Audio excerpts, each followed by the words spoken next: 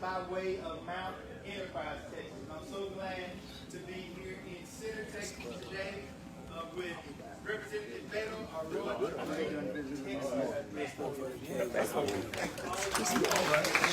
Can I just grab the mic? Is that up there? That's working. Okay. Church for being a gracious host for us today. We have a great deal. Mr. Hightower, Mr. Nato, great wonderful speeches to people earlier today. You want to grab the mic? It's working. Yes, sir. Got it. Turn it on, Steve. Testing. That's it. All right. We gave wonderful speeches in the back, and now we're opening up to the community, and we're just so glad that y'all came out today. But before we introduce Mr. O'Rourke, we're going to introduce another great Texan who's been around for many years. His name is Commissioner Jim Hightower, who used to be the agricultural commissioner here in Texas back from 82 to 1990 or 1989. And earlier today, somebody came up to me and they said, yeah, Jim Hightower's here. And then they went in to tell me who Jim Hightower is, even though I was only 11 or 12 when he was first elected. Because Jim Hightower is who Jim Hightower is. I was like, you don't have to tell me who Jim Hightower is. I know who Jim Hightower is, and he's a former agricultural commissioner of Texas. So at this time, without further ado, let's give it up for Commissioner Jim Hightower. Thank you, Brother Miller. Terrific to come to church here with all you good folks here in Shelby County as we rally to literally take our state back, our people's power back. Just makes me happier than a flea at a dog show to be standing up here looking out at all of you good, solid grassroots activists here in Shelby County and East Texas generally, you people who fight for true democratic values, progressive values. And what are those? You know, people say, well, I'm a progressive. Well, what does that mean? Well, we're for economic fairness. We're for social justice. We're for equal opportunity for all people. That's not complicated, is it? Fairness, justice, opportunity for all. That's what we represent. That's what we stand for. And that's why the powers that be are coming after us, because they don't like that. They want to be the powers, and you know, we're just to be the little fire hydrants out here in the countryside. And we're here to talk because we're here to expose the truth of what is happening over in that little GOP bastion of the state capitol in Austin, Texas, right now, which is an act of abject thievery. The stealing of our democratic values, fairness, justice, opportunity for all. It's done by a right-wing cabal of ignorance and arrogance, running roughshod over us. I come to you not just from Austin, but from South Austin. And over on the south side, we're a little more irreverent, a little more iconoclastic over there. And our unofficial slogan is, we're all here because we're not all there. And I think that's what brings us together, is we know that the powers that be are not at all there in terms of comprehending that fundamental value of America, which is we're all in this together. That is what they're trying to destroy, the very notion of together, of egalitarianism. They are knocking down the middle class, they're holding down the poor, and they're tearing down our democratic rights. They're as confused as goats on astroturf when it comes to understanding what our state and our country is really all about. And when I say the powers that be, let me be fairly explicit there. I'm talking about what I call the 6 Bs, the bosses, bankers, billionaires, big shots, bastards, and BSers, who do think that they're the top dogs and we're just a bunch of fire hydrants out here in the countryside. The economists, you know, economists have a technical term for what the 6 Bs are doing to us. It's called stealing. Stealing. Faster than a hog eats supper. They were stealing from us. And fundamentally now, they're after our rights. Greg Abbott, that goober of a governor that we've got over there, Greg Abbott was willing to put his pen and put all his prestige, such as it is, to SB 7, piece of nasty legislation that fundamentally steals our democracy from us. And by our, I mean African Americans first of all, because that's the first target, but that's not the only target. It is all people of color. It is also union members. It is also senior citizens. It is also young people and students. It's people with disabilities. They're trying to take the vote away from the majority of the people so that they can be elected with a minority and continue a government of thievery, which is what we have in Austin, etc. Actually, we have what is called a cacistocracy. That is government by the very worst people in society. And that's what we're going over in Austin. Of course, now they say, oh, well, now wait a minute, Hightower, that's not right, because we're just trying to fix the mechanics of the system here. We're trying to preserve the integrity of the ballot. We heard that phrase back in the 40s and the 50s, preserve the integrity of the ballot. We know what that means. And you don't preserve the integrity by subverting the integrity of the ballot. And that is exactly what they're going. They say, oh, well, we're just after fraud. We're just chasing that fraud. They will sooner find Bigfoot than they will find fraud in our Texas elections. I'm going to tell you that. And I just want to say to you that we can do this.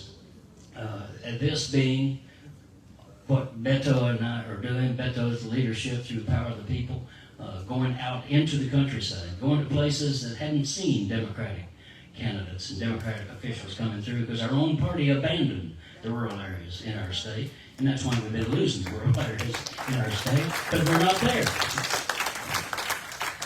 And so we're going to bring it back, bring the party back to the grassroots, which is where our strength really is. And stupidly, we abandoned that strength, and that's the price we've been paying. So now we're going to see if we can't revive that with you being the power, us helping to empower you within the Democratic Party, and then we take on the powers that be on behalf of the powers that ought to be, the workaday people, the consumers, the regular folks in our society. So we're going to take them on and we're going to call them out. We're going to call them out for being the plutocrats that they are, being the racists that they are, being the thieves that they are. In fact, I think on this SB 7 thing, you ought to be printing up wanted posters of these Republicans and putting their little face on every telephone pole in Shelby County and saying, here's the one who's doing it to you right here. Because they're hoping you don't know that they're the ones doing it. And as Beto will tell you in a minute, some of them even try to say, oh, well, we didn't know what was in the legislation. Well, but you voted for it. So that's the fight that we're in. Harry Truman, once, when he was running for president, they said, give him hell, Harry. But he said, I'm not going to give them hell, I'm going to tell the truth about them, and they're going to think it's hell. And that's what we're about. And I'll leave you with this thought from me. It's from Louis Grizzard, the late, great Southern humorist, who said something that we in the South have always known to be true. And that is that there's a great big difference between being naked and being naked.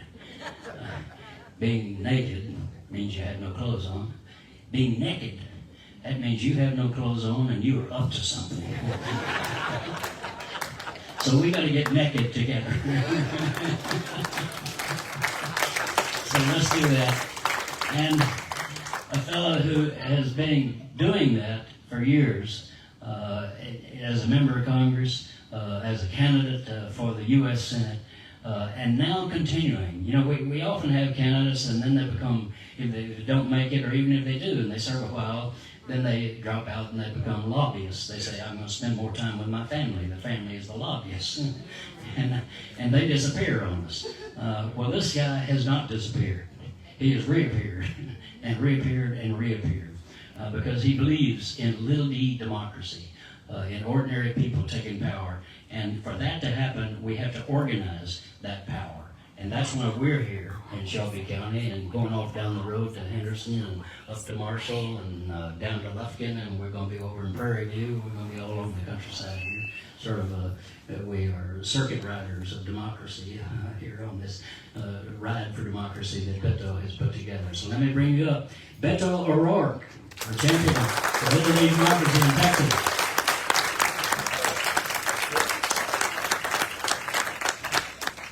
I'm ready to get naked. Thank you, Jim.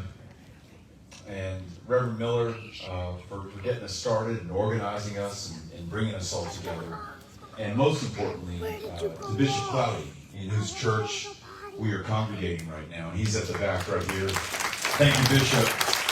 Very gracious. I tell you, it is so good to be back in Shelby. It is so different from both where Jim resides and where I live, in another time zone altogether, where it's an hour earlier there than it is here right now, where we live in the Chihuahuan desert. We don't have these things you call trees, and this color you call green, this stuff you call rain that comes out of the sky. We have these big mountains. I live in the Franklin Mountains, which are part of the larger Rocky Mountain chain.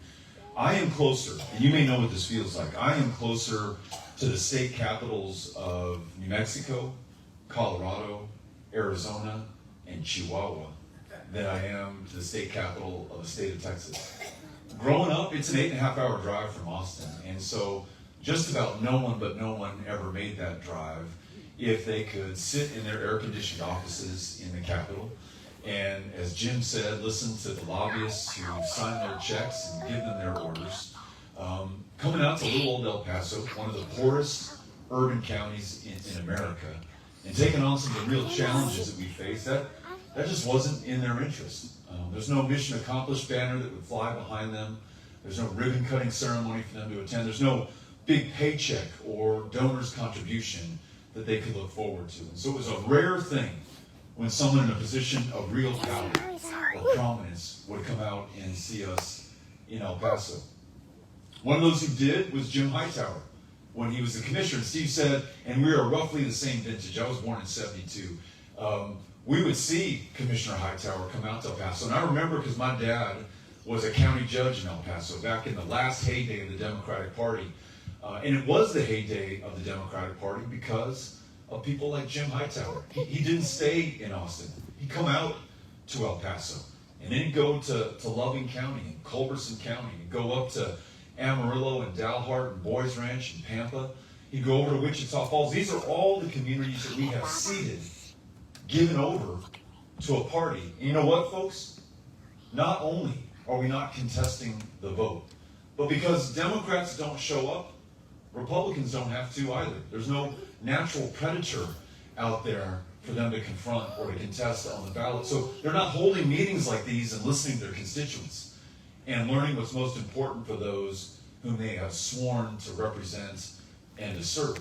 And so, you know, it's not just his service as commissioner. Long after he was commissioner, tuning into the Bill Moyers program and having Commissioner Hightower give us a masterclass lesson in real populism, not the fake stuff that you heard from the former president, but the real stuff when we're fighting for the little guy and the little gal, the farmer, the rancher, the mom and pop shop, against the Walmart, against the mega corporations that have taken over our agriculture, against all of those forces that keep so many of us regular people down and out of our own democracy. And that's what really got me fired up over the last year or so.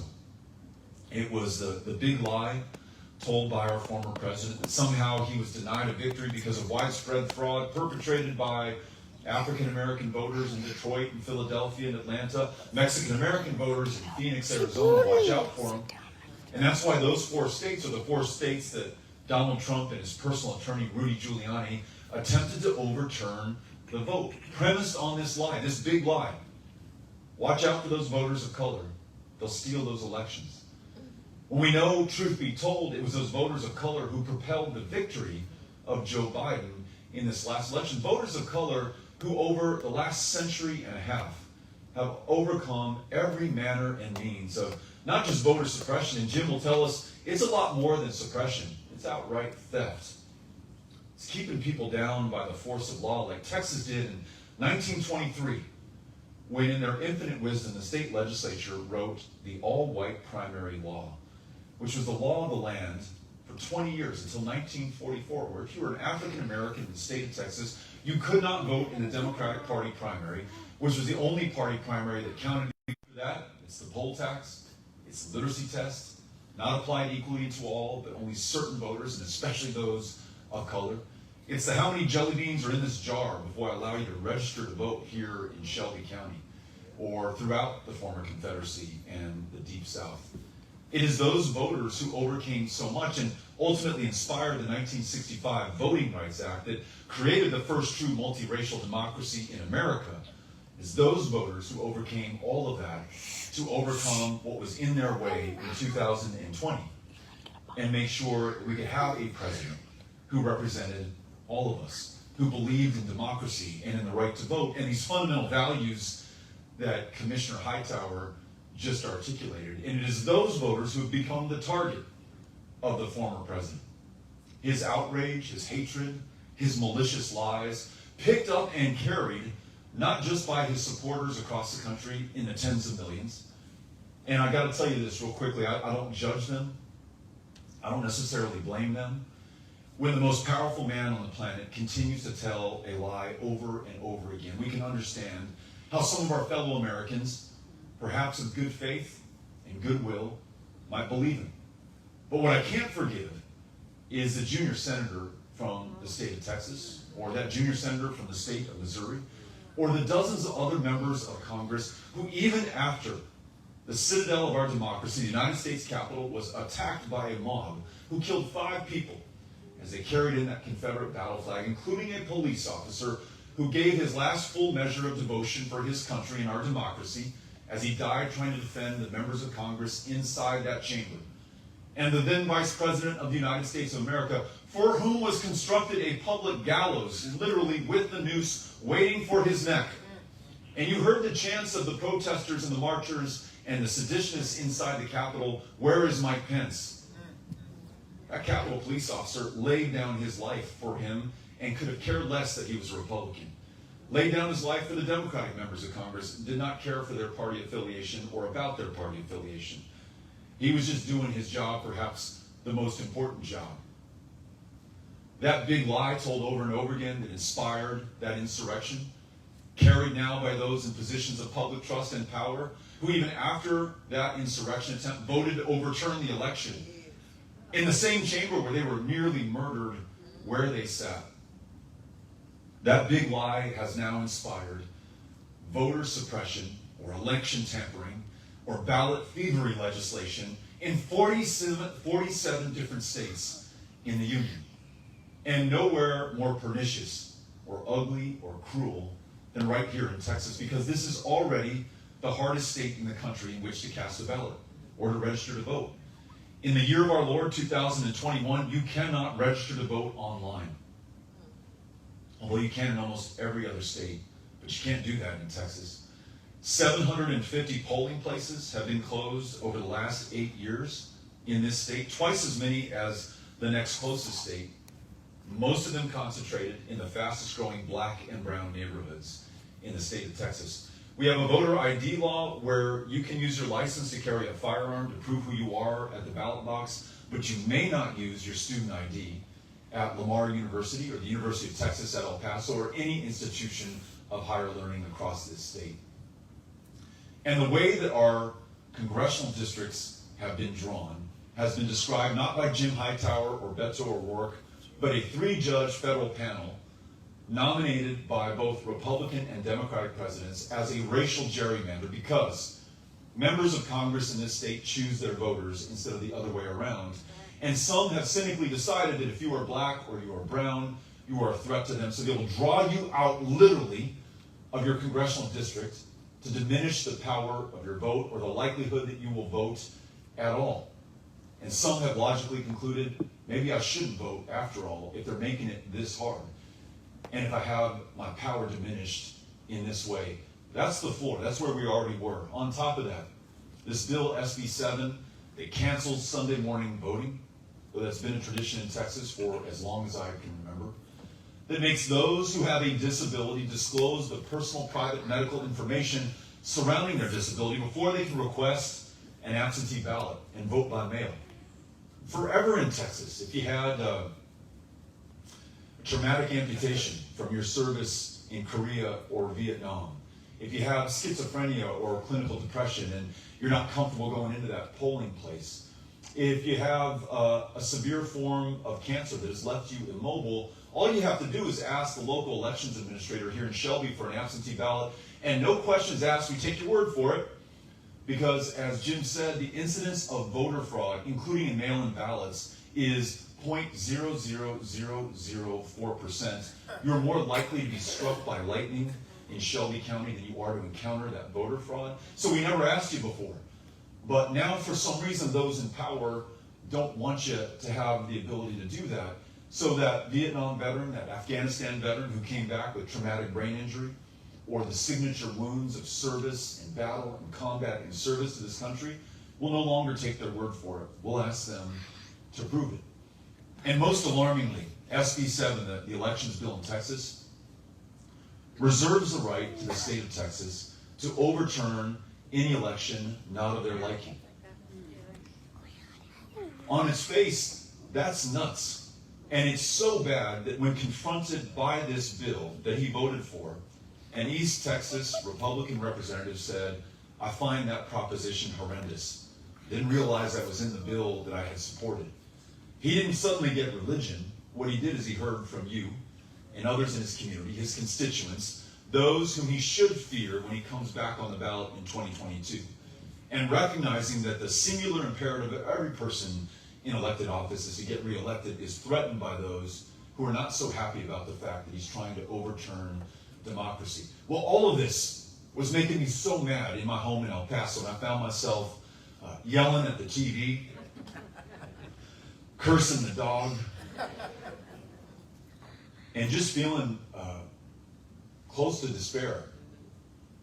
And I met this guy, Reverend Steve Miller, who was the exact contrast to what I was feeling. He said, hey, I'm out here in East Texas, real far, 13-hour drive from your home, East Texas.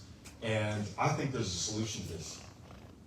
I think if we band together, if we register some of those 2 million unregistered eligible voters who didn't participate in the 2020 election, I don't care how rigged they leave our system. I don't care how stacked the deck. I think there are enough of us to overcome this. And why don't you come out and meet some of these folks that I've been working with right now. Let's see if we can work together going forward. You've got a group called Powered by People. I know you're working on voter registration. I know you registered 196,000 voters in 2020. What if we focus some of that registration on these communities that Jim Hightower said have been left to their own devices by the Democratic Party for the last 30 years, like Shelby County. And that's what brought me out here. But before I came out, I called Hightower and I said, I don't know if you feel the way that I feel about what's going on. And I don't know if you're as frustrated as I am with what we're all doing and failing to do at this moment, but I cannot do it from the comfort of my living room or with the air conditioning on in my home. I got to be out there with people, knocking on doors, trying to register voters, holding town hall meetings like we did outdoors in Beaumont, Texas last night, just outside the Julie Rogers Theater. 300 people came out on a working weeknight to engage with us. Neither of us a candidate, neither running a campaign. There's no election going on right now in 2021, but there is this existential threat to our democracy. And it heartened both of us to see that so many people care, and that not all of them were Democrats. Some Republicans, many were independents. Some didn't deign to tell us their party affiliation or alignment. That didn't matter, because they're Texans, they're Americans, they're human beings first, and we're in this together. So I got to tell you, for me, the antidote to despair is action. Leaving my home, getting in the truck, traveling these now 2,300 miles as I've stopped in Lubbock, Midland, Abilene, Wichita Falls, and Rains County, and Emory, South Dallas, the 5th Ward of Houston, Bowie County up there in Longview, or Texarkana, and then Longview, Gregg County the next day. Houston and Fort Bend and the surrounding counties in Southeast Texas, and now here with you. This is the way we do it. It's people power, as Jim would tell us. And we are the people, government of, by, and for the people. Don't complain about the government. You are the government. Don't blame it on Republicans. It's within us. We have the agency at this moment to make it right. So that's what I feel. That's what I feel at this moment. And that temptation to tip over the precipice of despair, that's gone. I don't even see that anymore. I only see, as tough as this road is, and as steep as the climb, the way through is the way out, is the way with all of us on that march together. And so that's what brought me here, because as I was telling the bishop earlier, you don't come to Center Texas by accident. It has to be an intentional journey. And Hightower and I intended to be here today with you. We want to make sure that no one is left out of the conversation. No one is taken for granted. No one is written off. And certainly that no one is forgotten, because we all know how that feels. And we know how hard it is to take action when you don't think that you matter or that your action is going to make a difference. I'm here to tell you that it does, or I would not make this drive or travel this distance to be here with you right now. A couple ideas that I have, and then Jim and I want to turn the microphone over to you and listen to you. And you may have ideas for us and directions you want us to follow or questions you'd love us to answer, and we're all ears. First, I think it's really important that since SB 7, that elections bill, was defeated in the regular session, thanks to the extraordinary courage of House Democrats who walked out at the 11th hour, that this time that they bought us to do something, that we make the most of it. Because there will be a special session. The governor will call him back. He'll put another elections bill before them, and it may be just as bad or worse. One of the threats is that the next version will involve a purging of the voter rolls, like they did in Georgia, which denied Stacey Abrams the governorship that would have been hers, but for the hundreds of thousands of Georgia voters who were literally deleted by the Secretary of State, who was also her opponent in the contest. It's like playing basketball against the referee. You can't win. And she didn't, though she should have. They want to do that right now in Texas. You got to call your state rep and your state senator, whether or not you think they care. I tell you, the pressure's working, because I'm listening to these guys backtrack and say that they didn't know that it was in that bill, and they're afraid of you, and make the most of that, seize on that. And then make sure we support those Democrats who had the courage of their convictions and did something that was really politically difficult to do. How do you go back and explain to your constituents that you walked out on the job? You're supposed to stay there, take the blows, take the hard votes. You might lose some, but that's democracy. And what they said is that extraordinary times call for extraordinary measures.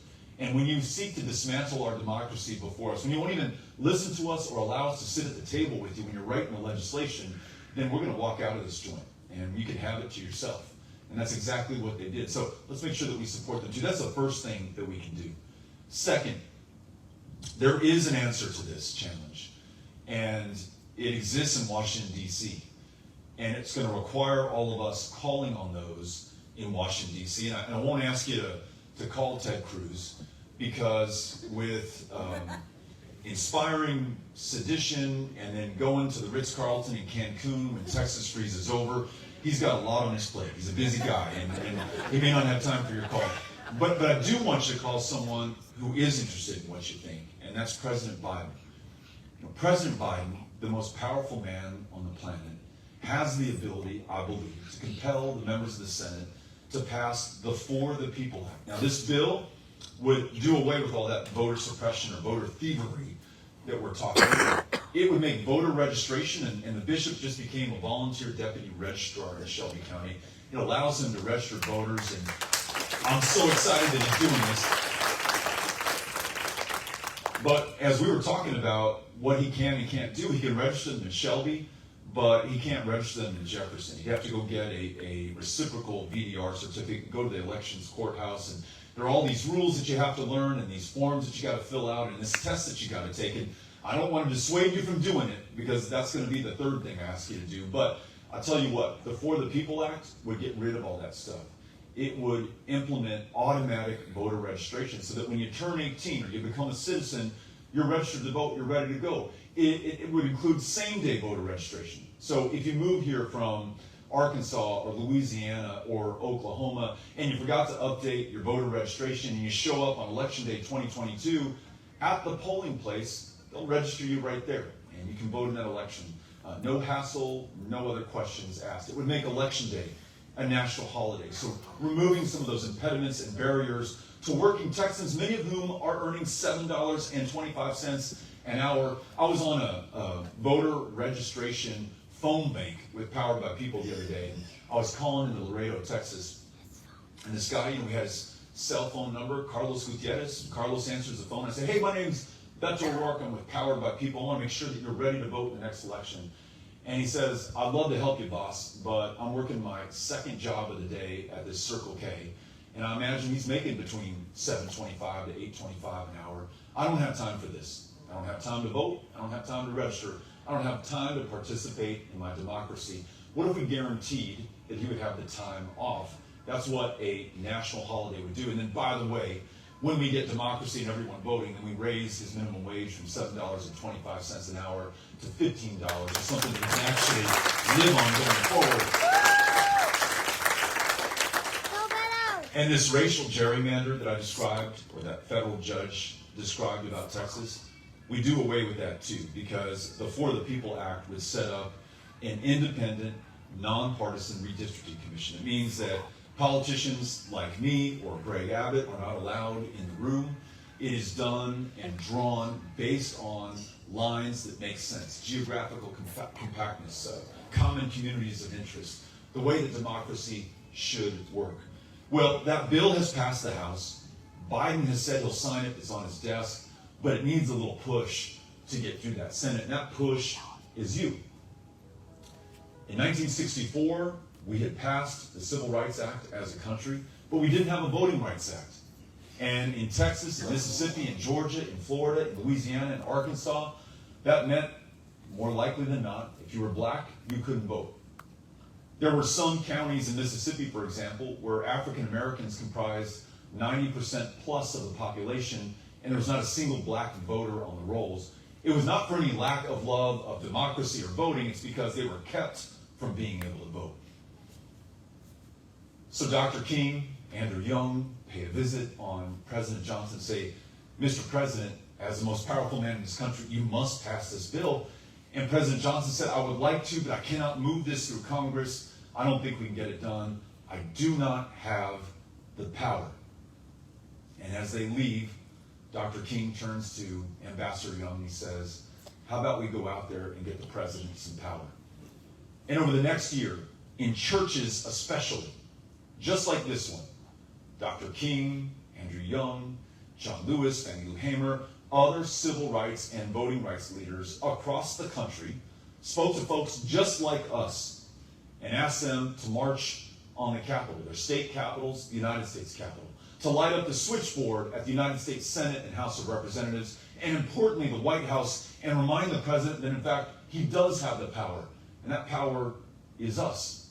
And John Lewis, on the 8th of March, took the audacious step of trying to march from Selma, Alabama to Montgomery to get himself, those who were marching with him, and every generation that would follow his some voting rights. And as you know, before they could make it across the Edmund Pettus Bridge, they were stopped, they were beaten down, one marcher was killed, and John Lewis nearly lost his life at the tender age of 24 years old. Talk about some courage. March 15th, not much more than a week later, Johnson convenes a joint session of Congress, inspired by all of those people who showed up to produce the power that he thought he lacked. And he begins his speech, that joint session, by remarking upon what had just happened in Selma, Alabama. He says, ladies and gentlemen of the Senate and the House, this should give us no pride, what just happened in our country in Selma, Alabama. In fact, it should compel us to act, because all they wanted, and he interestingly never mentions John Lewis's name, but he's talking about all of them. And I think, looking into the future, he's talking about all of us. All they wanted was the right to vote. And for this, they were beaten. And for this, one man lost his life. And for this, many more are willing to risk and lose theirs. Ladies and gentlemen of the Senate and of the House, you alone have the power to confer that right. Not only were they willing to die for it, but the men and women who put on the uniform of this country were willing to die for it and have died for it every single war we fought. You need to do the right thing, he told them. And you know what? They did. That bill, the 1965 Voting Rights Act, became law. And it ushered in the first true multiracial democracy in this country's history, except for a brief moment during the Reconstruction era that followed the Civil War. And it is that Voting Rights Act that has been renewed and reauthorized on overwhelming bipartisan basis in the United States Congress every time it's come up for a vote until now that is under attack. It happened with the Supreme Court decision in 2013, Shelby v. Holder, where they struck down preclearance and basically said, Texas, Mississippi, Georgia, go to town. We don't care. We'll look the other way. That's exactly what those states have done. And now these voter suppression bills are trying to double down on this strategy. That's why so many call this Jim Crow 2.0. Well, the way we met Jim Crow 1.0 was with the power of people. And I'm asking you to use that power right now and speak out to the president. And if it's not too much to ask, and if you can contrast the inconvenience it would provide against the struggle and sacrifice that preceded us, come to Austin with me, Jim, and others this Sunday, the 20th, and rally at the Capitol. It really is that kind of presence of people that shook the president and the country in 1965, that could shake the president and the country in 2021. And I know it's about a 5-hour drive. I know it's Father's Day. I know it's going to be hot. I'm trying to think of other things that would make it worse, but I can't. But I want it to be hard. The fight for democracy will not be air-conditioned. It's going to be tough. You won't do this from the comfort of your home. You can't do it shouting at your TV or using social media. Those things sometimes feel good and can be cathartic on a personal level, but they're not going to move us forward as a democracy. So think about that. And this is the last one. This is where the bishop has set the example. He went down to the county courthouse here in Shelby, met with the elections administrator, the voter registrar for this county. He walked and he said, I would like to become a volunteer deputy registrar. The kids call it VDR. What that means in layman's terms is that he's now street legal to register anyone who resides in Shelby County who's eligible to vote in the next election. And it is a quick process for him to do it. In fact, I saw his voter registration forms and his receipt booklet. If there's anyone here who is not registered today, the bishop, and imagine getting registered by the bishop can register you to vote, and he would gladly do that, but you can do the same thing, and really you should. It's going to take all of us in these kind of numbers to get it done, so think about making a plan. And if you don't live in Shelby County, insert your home county, and go to that county courthouse, go to the elections department, get signed up, sworn in, certified to be able to do that. And it's as easy as, in church as you're leaving, asking the person that you're walking out with, ma'am, sir, are you registered to vote? You're not? Well, you know what? I've got my voter registration stuff in the car. Give me just a second. I'll get you signed up onto the rolls. We'll send you a voter registration card in the mail in 2 weeks. Or for the single men and single ladies among us, if you need an excuse, a conversation starter in the grocery store, you see an attractive gentleman at the breakfast cereal aisle, bump into his cart and say, I'm sorry, but are you registered to vote? I'm going to give you that starter, and then you got to take it from there.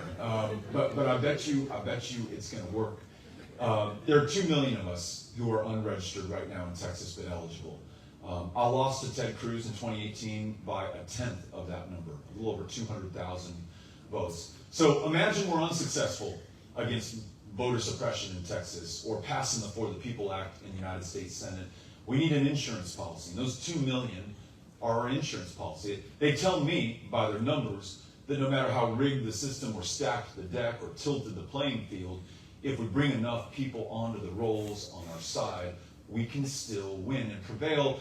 And as Steve said earlier today, We can ask those who represent us to listen to us, and if they fail to, we can replace them. And we can replace them with those voters that we register together. Those are the three things, the three action steps that move us out of despair, because action is the antidote to despair. And if you're like me, you need that in your life, or else there's some really dark paths that you will travel in your mind and in your life, and the end of those dark paths is giving up. And we can't have that right now. That's not who we are. We are fighters. And I've been trading Truman quotes with Hightower on this tour of East Texas. And, you know, to his quote about telling the truth and making them feel like it's hell, I'll leave you with this. Truman said that America was not built on fear. And I think that's so important to take in right now, because there's a lot of fear out there. And a lot of people who want to make us feel afraid at this moment of one another, of anyone who doesn't look like or pray like or love like us or the majority in this country. But remember, Truman said, we were not built on fear. We were built on courage. We were built on imagination. And we were built on an unbeatable determination to do the job at hand. That job before us right now is securing this democracy and passing voting rights. And we are the people to get that done. Thank you all for being here today. Enjoyed the chance to talk with you.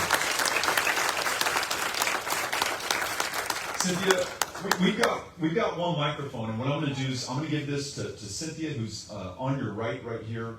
If you've got a question for me, for Hightower, for Steve, for really anyone, or you just want to make a point or offer a suggestion, we want to hear from you. And we'd love to get as many voices into the conversation as possible. So if you raise your hand, Cynthia, we'll come to you.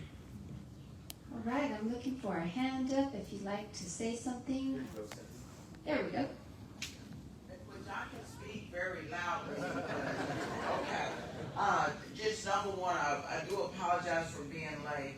And I want to digress just for a minute. Number one, I love you. You need to be in Austin, Texas in 2022. And then here, like black and brown bodies. As I look around here now, it's like everything that you're saying is right on point. But the young people, I don't see the young people. And that is one of the challenges that we're having, is having to reach those people. When I go out and I talk to them, well, number one, my vote don't count, number one. So looking at an education type campaign that can reach, I don't know if you have to do TikTok videos or put some kind of content stuff about voting and the importance of voting, and how we have to really, really stand upon what has happened way back when our ancestors did not have the ability and the capacity to vote. So I wanted to just talk about that just for a second. We've got to reach these young people. It's like you started preaching to the choir, because we're all, as for me, we're all on your side here. So I wanted to talk about that. I have never been so proud to be a Democrat as when those Democrats walked out the other week. For me, Mr. Beto, it just seemed like we're too nice. The Democrats were just too nice. We want to be politically correct, and we want to. But when they walked out, I was just so proud. And then the governor said, "Well, I make doctor paychecks." You know, it's like doctor paychecks if you need to, but we did something. We actually took a stand, and they did buy us a little bit more time. But we have got to look at how we're going to educate these young people in a manner that they will understand how important it is, and make it easier, more accessible, so that folks don't have to go take a civics course or a government course to understand all of this. SB, the House bills, and this, and how a bill is passed. I just want you to go and vote for the right cause, vote for the right person. So we have to make things accessible, and we have to make things on a level that people can really understand. A lot of times Democrats send me surveys on my email, and it's wonderful. And I'm checking boxes, checking, yes, I'm with you. And then I get down to the end and say, how about giving us $10? And then I stop. Now, if they were just right there and give them 10 just right there, then I got to go through PayPal and I got to go through all of this stuff. And then I just stop. So I'm just saying, make it easy. Make it easier for all senior citizens. And so a lot of the computer things that are coming out now, it impedes us from getting the support that we need. Because I would just, if you were at my door, I'd give you the 20, or I'd give you the 25. But you talk about doing some PayPal stuff, I don't know that, I don't have that. You know, so I'm just saying here, we are for, and I am for the Democrats taking a stand and being very, very strong, reaching out to these young people that don't have a clue about what is going on. I think that's part of those 200,000 folks that have not been registered. 2 million here in Texas, 2 million. So that's what I have to say. Thank you. That's good. That's great, and I got to tell you, we are live streaming on Facebook, which means it's archived on that platform. And then we need to clip what you said and send that to every Democrat in the country. They need to hear exactly what you said. I'm gonna take the first part of your question about young voters. I'm gonna ask Hightower to take the second part about what it means when Democrats actually fight, because I agree with your assessment and also your pride in those House Democrats who did fight back. You know, on these young voters, I've found. And sometimes I have to remind myself, at one time we were all one of them, right? We were all a young person who knew everything about anything. And what I've found is that they really are among the smartest in a room. And it's because they don't have to be nice. They can call something by its true name. They don't suffer fools. And they've got this acutely tuned BS meter. And if something's not smelling right, they're just like, you know what, that's not for me. And when we describe the way our elections are run, and drawn out of a congressional district to diminish your vote, or the barriers put in place, you can't use your student ID to vote, young people pick up on that stuff. And it doesn't make them any less political or any less engaged in democracy. They just find other ways. They'll come to a town hall meeting and get in my face and say, what are you going to do about climate? Because the clock is ticking. I haven't seen you act quickly enough, Beto. What are you going to do about gun violence? I go into school and I'm afraid I'm not going to come home at the end of the day. They are fierce and unrepentant leaders on the moral issues that matter most in this country. So I have no fear for their commitment to the causes. But I share your concern about their low turnout relative to their share of the population. I'll tell you one thing we did that I think we can build on going forward. In 2018, I told my campaign team, 2017, 2018, I want to go to colleges. I want to go to high schools. And they said, no, you don't.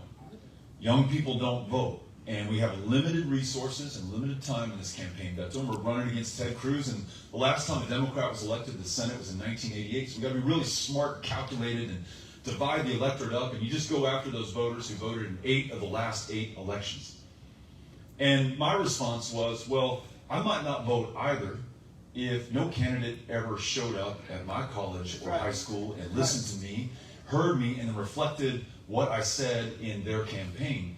And so we started showing up, and we went to every school, every high school, every junior college, every place that we could go to. And at the end of the day, in 2018 on election day, young voter turnout was up 504% from the 2014 midterm election. And it gets to your point. You said if someone came to your door just asked for the $25 and give them the $25, but when you have to go through the rigmarole, it was probably written by a consultant in D.C. and not by the actual candidate themselves here in Texas. That's why I'll never sign an online petition or answer a survey or do any of that jazz. If you want money, ask for the money. If you want to give me a message, give me the message. But showing up and being present and demonstrating some basic courtesy and respect, I think that goes a long way. And then these platforms you mentioned, TikTok, going where people are online, I think that makes a lot of sense as well. And so I know I'm going to ask Hightower to talk about what it means for Democrats to fight back, but I know we do have some young people here, so you'd be thinking about the answer to the question posed. And as the people in question, we really should be listening to you. I'm 49 years old. I shouldn't be answering this one. You should. So I'll give you a second while we allow Hightower to talk about Democrats fighting back. And if you want to answer this question, we'd love to hear what you have to say. Jim? After him, could I say something? I want to say something real quick. Give it to Steve after. All right, good. First of all, yes, there are some young people here. Let's start with that. Here's a young person right over here. There's a future for us, right there. But I agree with that, and with you, that we have got to go where they are. I went to a Democratic Women's Club meeting out west of Boston some time ago, and an organizer there said, we can't get these Mexican Americans to come to our meetings. And I said, you're meeting in the country club. They're in the kitchen. Go to the kitchen. Cynthia, And talk to them. you get a picture? So, we got to go where the people are. But in terms of fighting, we can be a kiss-ass Democratic Party, or we can be a kick-ass Democratic Party. And we got to make that decision. And we've done too much kissing over the last 30 years. But we have a history of being a kick-ass party. And I go back to when I was running, 1982, my first race. Ann Richards was running for treasurer, Gary Morrow running for land commissioner, Jimmy Maddox for attorney general, myself for ag commissioner. And we went all over the state. We came to Central Texas back then. We went to all the little towns. We went to the young people's meetings and the poor people's meetings and the churches and etc. We went to the people. And that's what it takes. And as a result of that, we could bring the outside inside. If you make it fight inside, you're going to lose, because that's where money rules. Inside the legislature, that's where the lobby has power. When I was ag commissioner, one of the first things we did was to produce organic farming rules. There were none. We established farmers markets so local farmers could sell directly to consumers. We set pesticide standards so workers would not be poisoned and neighbors up against cotton fields would not be poisoned. And so the chemical lobby came at me, of course, and the governor, then Bill Clements, came at me, and they introduced a bill that would take pesticide authority out of my office and make my office appointed by the governor rather than elected by the people. And so they had a hearing, and it was in a room about half the size of this room here. But they had to move the hearing to the House chamber, the largest room in the state capitol complex. And they had to do that because my first witness was Willie Nelson. My second witness was Barbara Jordan. And my third witness was the chairwoman of the Dallas Republican Party, because they don't want their babies eating pesticides either. And so we brought the outside inside, and as a result, the committee could not even get anybody on the committee to make the motion to pass those two bills. So we won by bringing outside in. We won by fighting, not by trying to reach a compromise with a chemical lobbyist. In fact, a lobbyist in the Farm Bureau came up to me when I was first elected and said, well, we oppose you, but if you just move over to the middle of the road, we'll be able to get along. And I was telling a farmer friend of mine about that a little later on. He laughed and said, "Hi, Joe, there's nothing in the middle of the road but yellow stripes and dead armadillos." So we got to be a fighting party, not a kiss-ass party.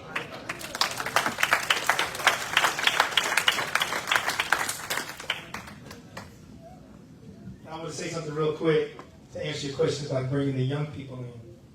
I don't know if very many of you know about the trail ride scene here in Texas, especially East Texas. But I know about the trail ride scene. I know it's a lot of young people at the trail rides from 18 to 30 years old. And if the church bands together, goes out there and asks those guys to vote and to register to vote, they will register and they will vote. but you got to go out there and ask them to do it. You can't go out there and ask them to pull their pants up or to turn the music down, because they're going to feel condemned. They're going to feel judged. We can't judge them. Their vote is no less valuable than our vote. But we know we need their vote. So we got to go there and tell them that we love them and care about them a little bit. And just tell them how important their vote is and how important they are to us. And if we do that, we'll pull every last one of those people from the trail by scene to those polls. We got to do it. We got to do it. We got to do it. And one other thing. I had an idea while you were talking to me a minute ago. You said Martin Luther King Jr. and Andrew Johnson said, we got to go get them some power. So when the legislature is convened again in that special session, why don't we go get those Texas legislators some power? So I was thinking, why don't we start in Temple, Texas? Because we're meeting now in a temple. And why don't we march from Temple all the way to Austin, Texas, and invite people from all over the state to come and march the 1, 2, 3, or 10 miles for this day or that day, whatever day they can come and participate, from Temple all the way to Austin, and win them some power. Beto, if you do that, I'll be up behind you, and all these people right here in the whole state of Texas will be behind you 100%. From Temple, Texas to Austin, when they reconvene that legislature, pull all this power, not only out of Texas, but throughout this whole country, because Joe Mancini, who's holding us up, we got to call him out with that march. He holds the key to our future. The future of the United States runs through Texas, but not only through Texas, but it runs through East Texas.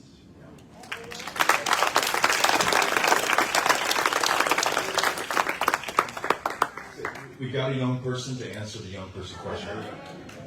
I'm sorry if I don't stand up. I'm like really shaking and scared. To answer the question of why I feel like young people are like showing out for voting or like to vote, with no offense, a lot of older people make it very unattractive by saying big words and saying things that we don't really not care about but not understand fully. In my situation, I just turned 18, so I'm relatively young, and I also come from a Latino immigrant home, so voting was never a priority in my house. If it wasn't for my access to like Twitter, Instagram, and TikTok now, I really wouldn't understand who Mr. Beto was, or even like what the presidents meant for what they were fighting for. Oh, I'm sorry. So, if anything, I think, like she was saying, I saw it a lot on TikTok when Georgia had their election. A lot of their representatives, they kind of advertised themselves on TikTok and made it attractive. And I think, for once, that's why a lot of younger people are attracted to Mr. Beto, is because he speaks in a language that we understand, in a language in which we can relate to. So, to answer that question, I think maybe speaking to us in a way that we can understand y'all and have a full conversation with y'all, it would probably attract more younger people into the polls. Yeah.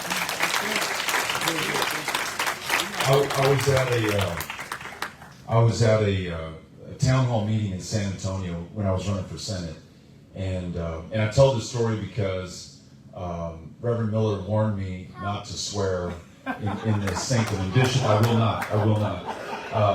But sometimes I have a problem with that because I get wound up and I get passionate.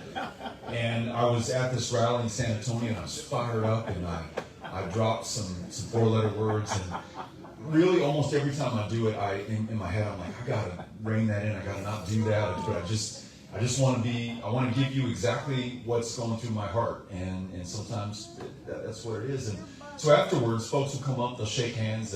Beto, thank you for coming to San Antonio. Can I get my picture with you? And this woman came up, and she was with her grandson, who's your age, about 18 years old.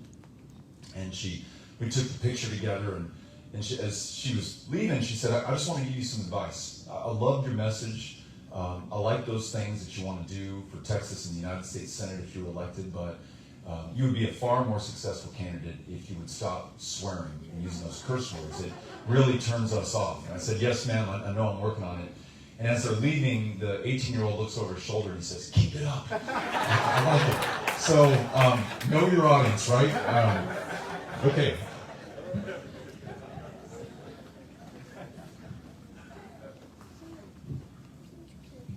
Hello. So my name is Sheree Patton. Miss Lenola is actually my cousin. And on behalf of her talking about, being young, I'm not really young anymore. But I can speak from my experience when I was young, going to school. I'm not that young. Going to school, I never cared about politics. I didn't take AP, none of that stuff, because I just wanted to take the test and get it over. I didn't want to answer long passages and all that. So I think it kind of starts in high school, with somebody who's not trying to tell you, who doesn't look like you and understands you, but they're trying to tell you what you should believe politically and like what they're teaching you. I didn't learn anything in high school about politics. I'm gonna just be completely honest. I didn't know. All I got was from my grandmother. So anything she said is set in stone because that's all I believe. So when I turned 18 and I went to the polls, and she was like, who did you vote for? And I was like, I voted for Hillary Clinton. She's like, what? I was like, oh, well, I didn't know, I just did. And from then on out, I took notes from her, but I learned to form my own, opinion. And I can say that you got to meet them. Like Reverend Miller said, you got to meet them. You got to meet them where they are. And you can't judge them by what they believe, because what they believe, it could come from somebody who didn't really believe right, and I didn't learn that until I got to being the young age of 33. But, I didn't learn that until now. But with kids, you got to give them something to look at and model, because they don't know. And I was lucky enough to have a grandparent that knows everything in my book. So to learn from politically, to be able to form my own opinions as an adult. And I was rooting for you, and I didn't care that you said cuss words.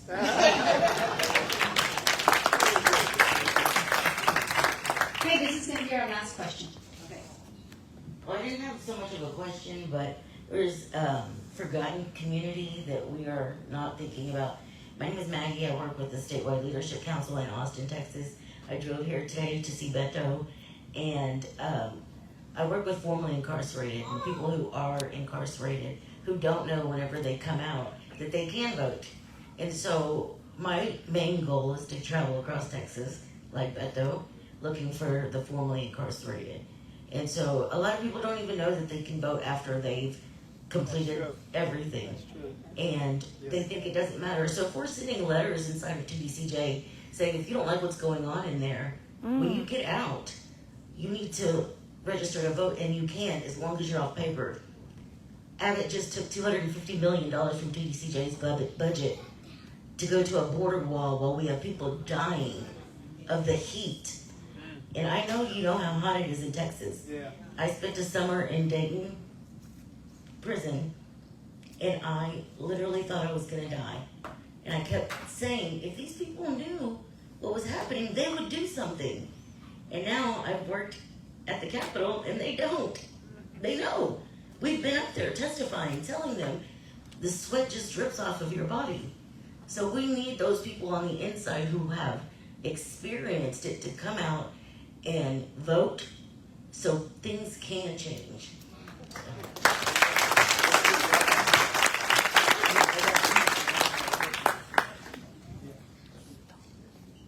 First of all, I want to say thank you for what you do. Jim's made this point better than I have. The reason that those in office spend so much time with corporate interests and very rich and powerful. That's who butters their bread. That's where the money comes from. That's where they derive so much of their power. At least that's where they think their power is derived from. They're not spending it with kids who are caught up in the Child Protective Service system in Texas that was so underfunded and poorly managed that those children were sleeping on the tops of desks and beneath them at CPS offices. They were dying in CPS care. They've got no lobbyists. Those returning citizens who've been incarcerated, very often for nonviolent drug crimes like possession of marijuana, in a state that resides in a country where most of the other states have already legalized it, and we're still putting people away in disproportion. They're going to be black and brown. Even though white, black, and brown all use marijuana at roughly the same rates, more likely to be stopped, frisked, arrested, incarcerated if you're black or brown. It's just true. And the fact that you have devoted your life to those who are unrepresented, to ensure that people who are in positions of power hear them through you, and think about them when making policy, that's really encouraging to me. You know, that shows me that, you know, I can get down in the mouth about, you know, the way things are in Texas sometimes, and the state of our democracy, whether this thing's going to work at all. And then I meet you. You know, you're not in elected office, you don't hold a powerful position, and yet you're doing something really powerful for people who have been powerless, or at least treated that way in their lives. You know this, and for the benefit of anyone who doesn't, the United States puts more of its own behind bars than any country on the face of the planet. Whatever you want to say about Vladimir Putin, or Kim Jong-un in North Korea, or the country of China, or Iran for that matter, we incarcerate more of our own than any of those countries. And in the United States, Texas puts more behind bars than any other state in the Union. And you think about where that comes from and why that is. And let me root this in democracy with the story, and then I'm going to ask Jim to close. And bear with me, and those of you who don't like history, I apologize ahead of time. I've been studying the history of democracy in the state of Texas.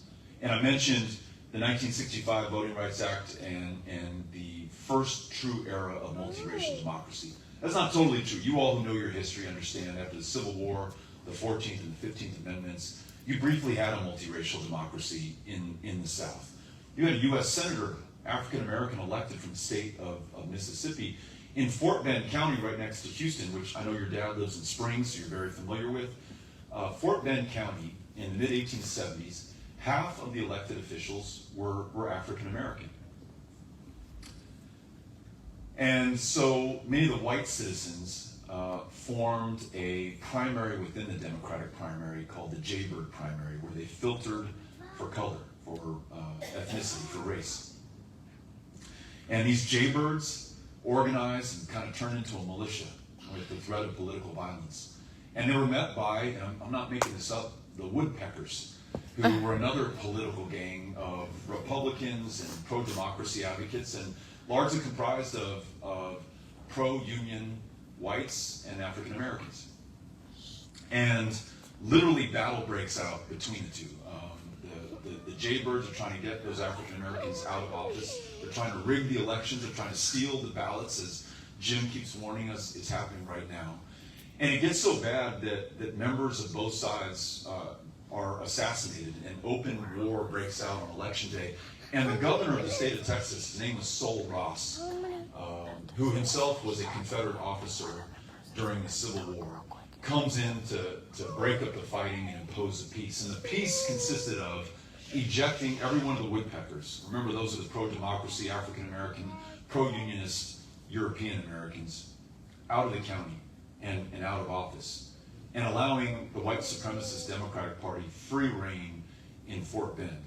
I promise this story is going somewhere and it's coming back to you. So you then have white supremacist Democrats elected in the next cycle to every single position of power, including county sheriff in Fort Bend. And what does that sheriff do? Under the protection or auspices or the misreading of the 13th Amendment, which outlaws slavery, except for essentially as a consequence of criminal conviction, he begins to arrest black men and black boys for being black. It may be for jaywalking or loitering or whistling or speaking too loud or staying out after a certain hour, but they're arrested for their ability to provide labor at the Imperial Sugar Plantation in Fort Bend County. It's why we have Sugar Land, Texas. Well, a couple of years ago, Fort Bend ISD is clearing some ground because they're going to build a new facility. As they clear the ground, they find a large, unmarked graveyard. Within it, the bodies of black men and black boys who died incarcerated. Many of them, they can tell from the state of their bones, were literally worked into death.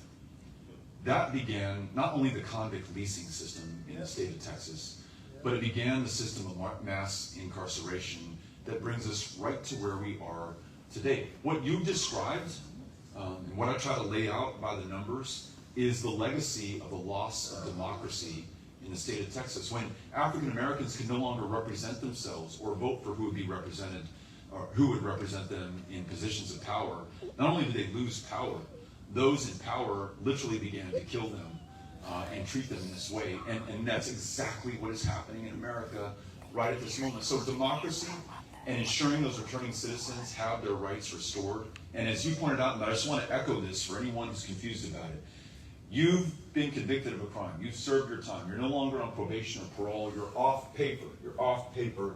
You are legal to get registered to vote, and you should. And we should. Those of us who are now going to become VDRs, volunteer deputy registrars, let's go seek those people out who are returning citizens. And you're going to be our guide in this, okay? And you and I talked earlier, and you told me that you would help us, and we'd go community to community and do this together. When I talk about those 7 million eligible non-voting Texans in 2020, many of them are the formerly incarcerated in this state. So to bring it home, if we care about mass incarceration or racial justice or climate change or gun violence or economic justice or a decent minimum wage or health care for all in the wealthiest, most powerful country on the face of the planet, we've got to be able to vote. We've got to get this democracy back. We have to secure voting rights for each and every single one of us. I'm going to ask Jim Hightower to close us out. And then Cynthia, if you'll allow us, we'd love to be able to say hello to some folks, and anyone who'd like to take a picture with Steve or Jim or me, or I'll take the picture of you with your family. I only ask that if you take the picture, especially those of you who know how to use Snapchat and TikTok, that you post it, and in your own words, from your own heart, describe what brought you out here and why you want those in your circle of friends to consider registering to vote or to come out to Austin this Sunday at 5:30 and rally with us at the state capitol. It's a really powerful medium to get the message across. Jim, turn it over to you. Yeah. Well, my benediction will be mercifully brief and was beautifully set up by Beto's story there about Fort Bend County and Imperial Sugar and all that. Whether you know it or not, Fort Bend County now has a black district attorney and a black sheriff. That happened in the last 2 election cycles because change is being made by people like you. When I first moved to Austin, Texas, back in the 1970s, there was a moving company there that wasn't one of these big chain things. It was just a local outfit, 2 big guys with a truck, you know. But they had an attitude, and they had a sass. And I adopted the slogan that they had. They actually had a slogan, an advertising slogan they put in the yellow pages back then. And they said, if we can get it loose, we can move it. That's what we're doing. Y'all are going to get it loose, and then the people are going to move it for themselves. Thank you very much for what you're doing. Proud of you.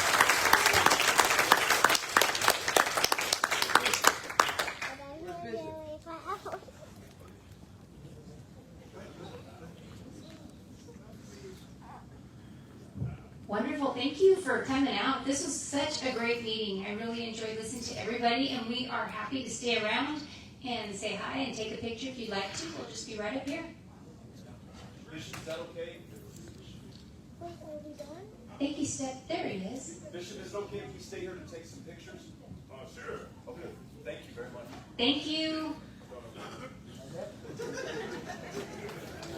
Want me to finish?